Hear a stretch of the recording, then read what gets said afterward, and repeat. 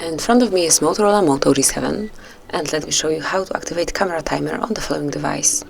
So at first you have to open the camera app, and now right here, almost in the middle of the screen, you'll find the timer icon. All you have to do is to click here and now pick 3 or 10 seconds delay. So I will choose 10 seconds delay, and now all you have to do is to tap on the switcher.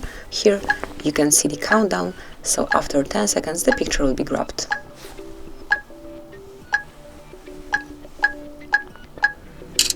And that's it. As you can see, it has been done. Then whenever you want to switch the timer off, just click here again and go to off, and now you will be able to grab the picture right after the click. So this is it. That would be all. Thank you for watching. Please subscribe our channel and leave the thumbs up.